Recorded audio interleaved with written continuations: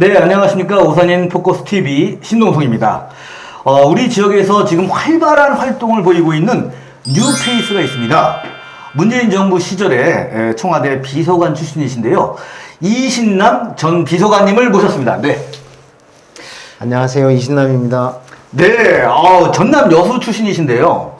지난해 12월에 오산으로 이사를 오셨단 말이에요. 네네. 그리고 곧바로 크리스토퍼 74기를 또 수료하시고, 또 바로 이어서 지난 5월 달에는 운암 라이온스 클럽에 또 입회를 하셨단 말이에요. 네네. 예. 이렇게 활발하게 지금 활동하시는 이유가 또 뭘까요? 지난 12월 달에 이제 오산으로 이사를 와서 네. 오산 시민이 됐잖아요. 네네. 그래서 오산 시민들과 더 가까이 또 오산 시민 지역사회에 뿌리를 내리기 위해서 예. 또 많은 분들과 만날 수 있는 또 여러 가지 이제 단체 활동이라든가 이런 것을 통해서 많은 분들 좀 만나고 싶어서 그런 활동을 하게 그냥 됐습니다. 단지 사람들을 만나고 싶어서가 아닌 것 같은데. 아무튼 지금 우리 비서관님이 오산에 오신 지 약 7개월 정도 됐어요. 지금 활동하시는 거나 이제 SNS 활동 이용하시는 거 보면은 뭐 이거 토박이 수준이에요. 거의 이 호응도가, 주민들의 호응도가 굉장히 좋은데, 자, 그러면 오산에서 지금 활발한 활동을 하고 있는데, 처음에 딱 오산에 오시니까 오산에서 쫙 느낌 오는 게 어떤 느낌이 오시던가요? 오산은 제가 봤을 때는 과거와 미래가 공존하는 도시 같다라는 느낌을 좀 했습니다. 일단 지역사회 여러 문화 그리고 사람들과의 관계 이런 걸 보면 되게 이제 정도 많고 또 끈끈한 어떤 단결이나 단합력도 있고 반면에 이제 또 젊은 사람들이 많다 보니까 또 생동감도 넘치고 굉장히 활발하게 활동하시는 분들도 있고 그리고 또 어떤 면에서 보면 이제 그 정월 대보름 잔치 뭐 척사대회 이런 거 하잖아요. 근데 이건 제가 어렸을 때 보고 거의 뭐 한 3, 40년 지나서 처음 본 것 같아요.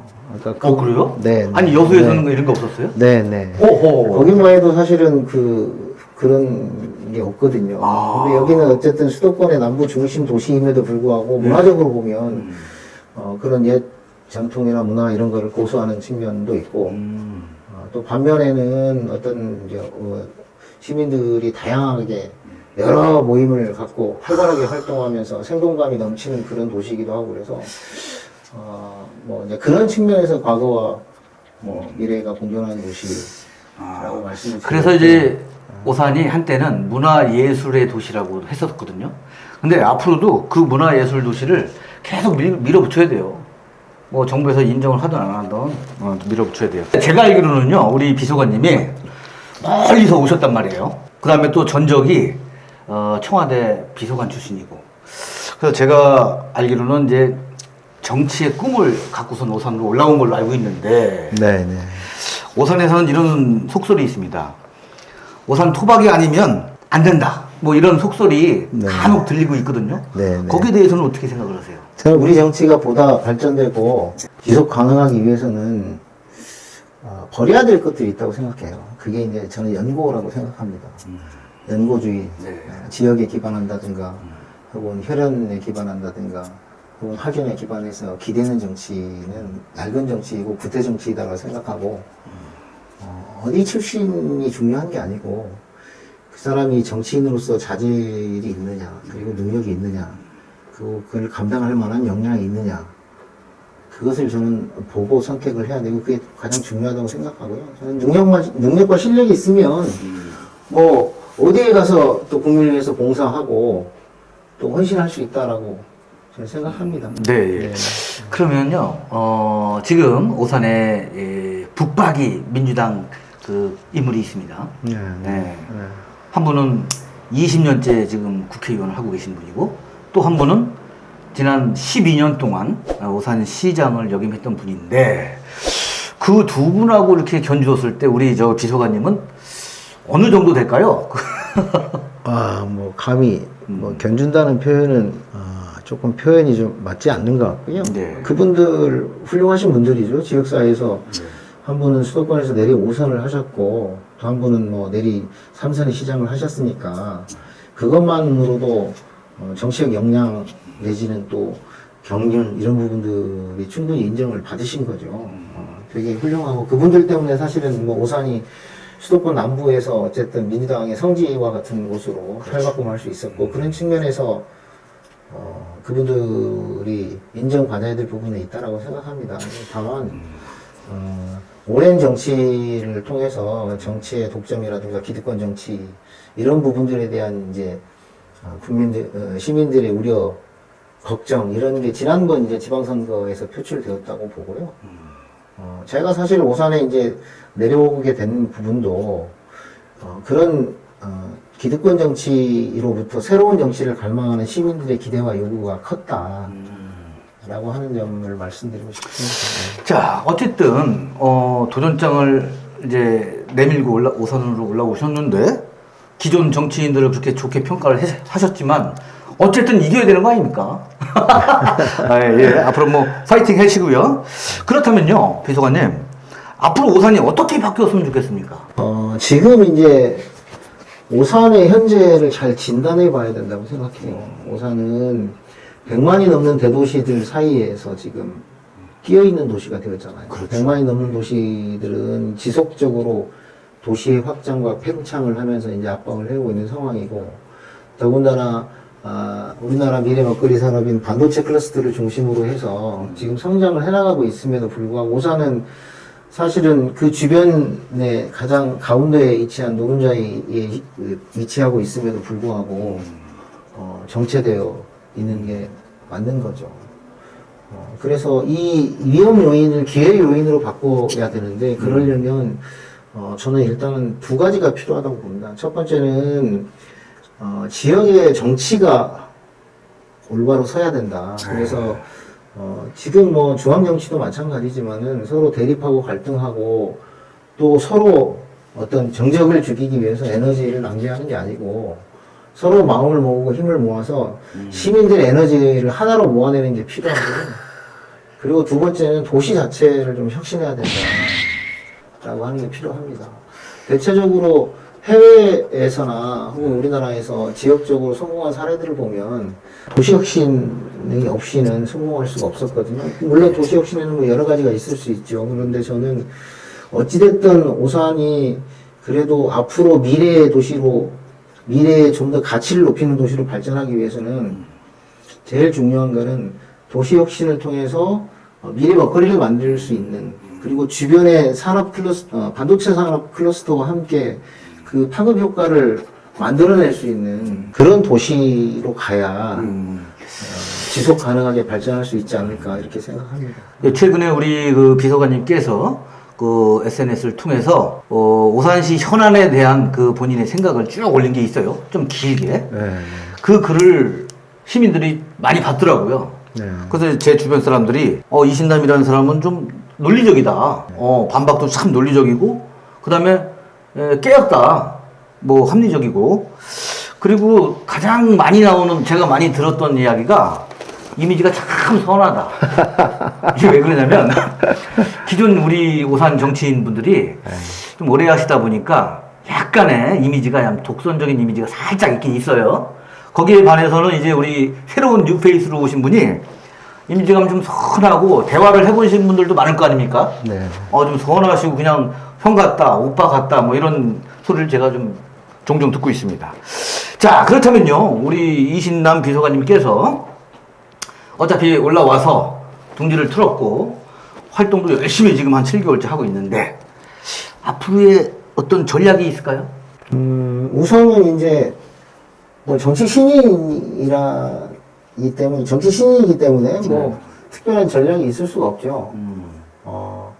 부지런히 발로 뛰고 그리고 또 진정성을 가지고 시민을 만나는 게 가장 큰 전략이라고 생각하고, 저는 선거라는 게 결국은 진정성을 갖고 시민들에게 평가받는 자리다. 그래서 누가 더 진정성을 갖느냐, 그게 중요하다고 생각합니다. 자, 그럼요, 마지막으로 지금 현재 오산시의 최대 현안 또는 관심사가 뭔 것 같아요?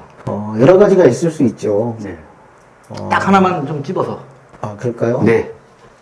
삶의 질의 문제도 있을 수 있고, 교통 문제도 있을 수 있고, 또 산업 구조를 개편하는 문제도 있을 수 있고 그런데 아마 체감적으로 지금 제가 알기로는 각 동의 주민자치회에서 이제 의제를 발굴하기 위해서 아마 여론조사 설문 같은 거를 지금 아마 끝낸 데도 있고 하고 있는 데도 있는 걸로 알고 있는데 아, 예.